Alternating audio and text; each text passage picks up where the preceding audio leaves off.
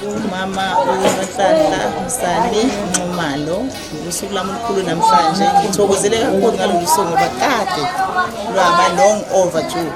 Ngiyathokoza kakhulu ukuthi lwafika lolu suku olukhulu, usuku lomshunqo. Hayi, ave ngijabulile ngalolu suku lomtato wami nobaba uNxumalo. Sesisithi isikhathi silindile. Ngiyabonga kakhulu, ngiyathokoza.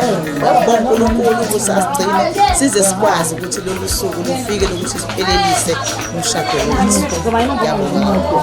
Sizojabulile ukuthola kahle kahle intanga wami, so ngizomhalalisela, ngizombongela, and ngangazi ukuthi ngizothola nami leli thuba lokugcina elihle kangaka ukuthi ngibe nodadewethu eduze kwami. Udadewethu umazi wami wazele ngolomthi indodakazi wakhe, so sase siyagcinana-ke, sazwana, sathandana kuze kube manje siyazwana, and ngiyamthanda, ngimkhonze, and ngimfisela indlela ende emayiqala ijeni yakhe manje yokuzizwa ewunkosikazi.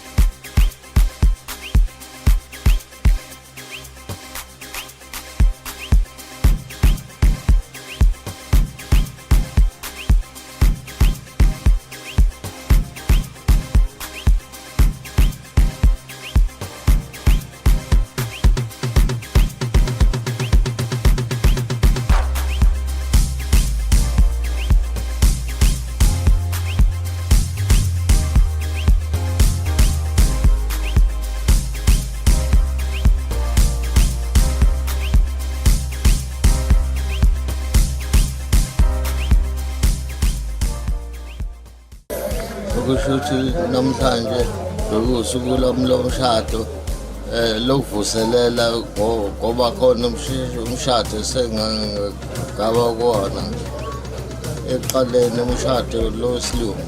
Namhlanje bengizogcwaliswa ngomshado wesintu. Namhlanje usuke kade sifisa sonke. By the way, ngifirst born ekhaya. I was born and named Uvusmuzi. I don't know by who. For what, but yeah, sometimes I understand why. So yeah, namhlanje usuke olukhulu kakhulu engathi uzosisiza nathi. Ngoba sisiza kakhulu ukuthi mhlawumbe sisize ingane zethu. Nje selifezekile athi sifisa ukuthi lenzeke, athi sibuze ukuthi walenzekile.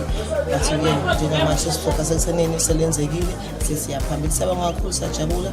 Siyathemba futhi usonke ekhambe kahle kuzoba kuhle futhi nasey'nganeni nakuthini uqobo singenele ekhaya kaNxumalo ngokusemthethweni ngokwesiko nangokwesiko nakubafowethu abangasekho siyacabanga ukuthi nabo bangene kanye nathi futhi bazohamba kanye nathi kuze kube nathi siyabajula. Siyabonga imali umdaha kusho ukuthi angena imali umrashasha ngobaba omncane kwabo basize ngayo ekhaya imali umfowethu lokuthi uhambe kahle kahle. So ngijabula kakhulu into eyenzekile ngoba into kade imfiso yabo bonke abantu ekhaya nanayo nje into kade ehlale ephupha ngayo for labo kusho ukuthi kwenzeka kahle ukuthi